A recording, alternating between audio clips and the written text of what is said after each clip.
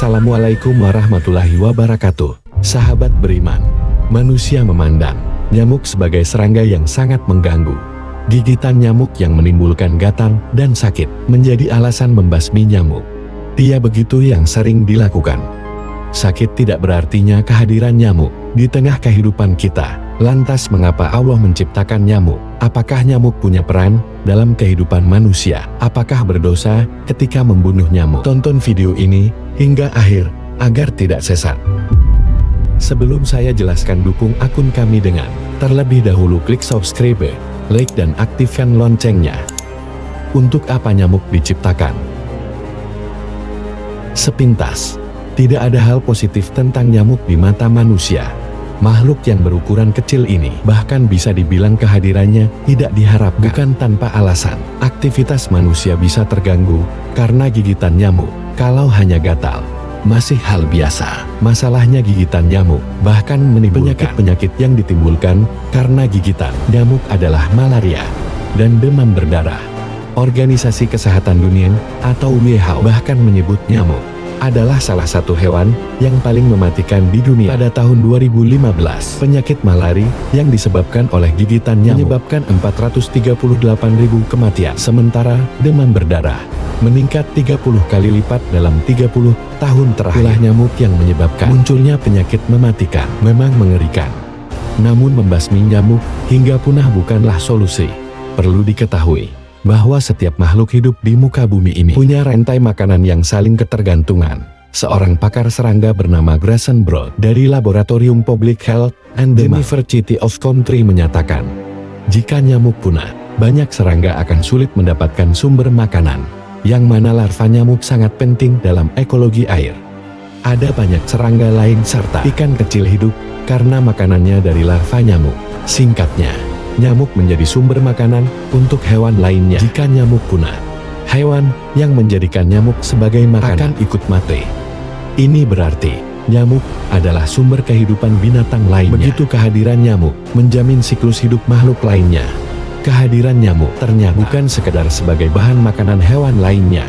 Meski ukurannya kecil, setiap organ tubuh nyamuk menyimpan banyak fungsi. Di kepalanya terdapat 100 mata yang membentuk seperti sarang lebah. Di mulutnya terdapat 48 gigi. Nyamuk bahkan memiliki 3 jantung, 1 jantung utama, sementara 2 jantung terdapat pada kedua sayapnya. Setiap jantung memiliki 2 telinga, 2 perut, dan 2 katup. Nyamuk juga memiliki alat bius. Ini berfungsi untuk kelangsungan hidupnya.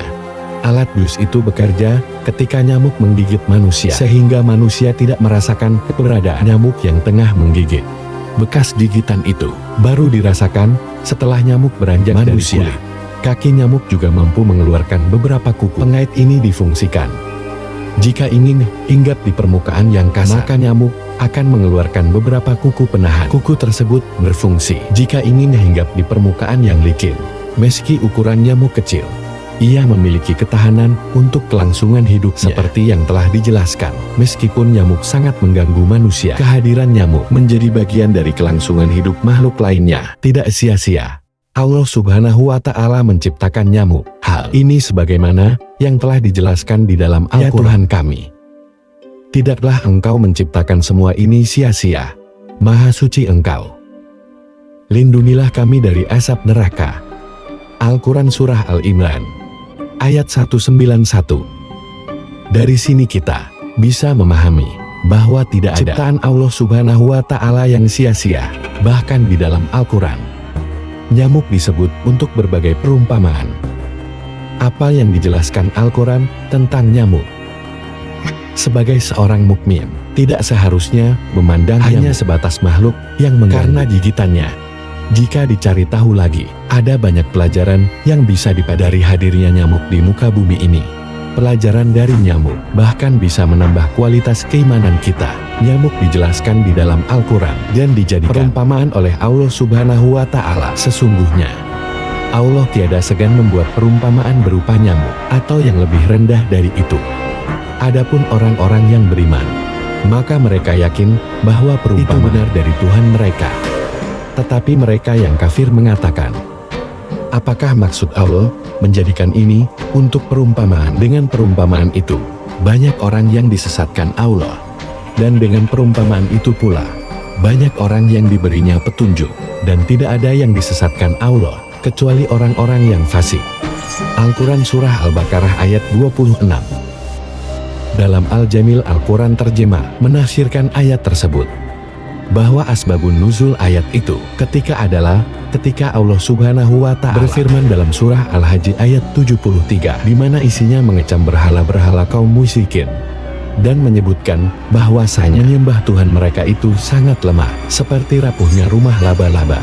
Kemudian hadis riwayat Ibnu Hibaib menjelaskan, orang Yahudi mempertanyakan kepada Rasulullah apa gerangan keutamaan atau kelebihan laba-laba, sehingga Allah menjadikan perumpamaan dalam firman-Nya. Lalu turunlah surah Al-Baqarah ayat 26 tersebut. Adapun orang fasik yang dijelaskan pada ujung ayat 26 surah Al-Baqarah ialah orang yang melanggar ketentuan agama, baik berupa ucapan maupun perbuatan. Selain dalam Al-Quran, nyamuk juga dijadikan perumpamaan dalam sebuah hadis. Dari Abu Hurairah, Rasulullah Shallallahu Alaihi Wasallam bersabda, pada hari kiamat, datanglah seorang lelaki yang bobotnya bahkan tidak mampu menandingi berat sayap nyamuk. Bacalah oleh kalian, dan kami tidak memberikan penimbangan terhadap pada hari kiamat. Hadits riwayat Bukhari dan Muslim. Dari hadis tersebut, kita bisa memahami makna di balik penciptaan setiap makhluk hidup, termasuk nyamuk. Maka kuasa Allah dalam setiap penciptaannya, nyamuk yang hanya dipandang kecil, ternyata memiliki menyimpan makna yang mana dijadikan sebagai perumpamaan yang disebutkan di dalam Al-Quran. Bahkan dalam riwayat lainnya, nyamuk diumpamakan untuk menggambarkan bahwa manusia tidak ada apa-apanya. Dari Sa'al bin Sa'ad, Rasulullah Shallallahu Alaihi Wasallam bersabda, andaikan dunia ini dalam pandangan dengan bobot satu sayap nyamuk saja, maka dia tidak akan memberi orang kafir seteguk air pun. Hadits riwayat At-Tirmidzi. Dalil yang menjelaskan tentang nyamuk ini membuat kita bisa memetik banyak pelajaran. Dengan kita melihat nyamuk, sudah memberi gambaran agar tidak perlu mengejar dunia, yang mana dunia tidak lebih dari satu sayap nyamuk. Lalu bagaimana hukum membunuh nyamuk? Tak bisa dipungkiri, nyamuk membawa penyakit yang mematikan. Namun di sisi lain, nyamuk menjadi bagian dari rantai makanan untuk kelangsungan hidup hewan lainnya. Yang pada akhirnya, hewan yang bergantung hidup dari nyamuk adalah hewan yang dibutuhkan dan dikonsumsi manusia. Lebih dari itu, nyamuk memberi pelajaran untuk meningkatkan kualitas keimanan kita. Maka dengan melihat nyamuk, kita dapat memahami perumpamaan tersebut sebagaimana yang dijelaskan Al-Quran ataupun hadis. Dari sinilah kita tentu bertanya-tanya, lalu bagaimana hukum membunuh nyamuk? Syekh Abdul Aziz bin Baz pernah ditanya tentang hukum membunuh serangga, tidak terkecuali nyamuk. Ia lalu menjawab, hewan-hewan semacam itu jika mengganggu boleh untuk dibunuh, asalkan tidak dimusnahkan dengan api. Terdapat pula hadis yang menjelaskan jenis hewan yang bisa dibunuh karena mengganggu. Dari Aisyah, Nabi Shallallahu Alaihi Wasallam bersabda, ada 5 jenis hewan fasik yang boleh dibunuh ketika sedang ihram, yaitu tikus, kalajengking, burung raja wali, burung gagak, dan kals akur atau anjing galak. Hadis riwayat Bukhari dan Muslim.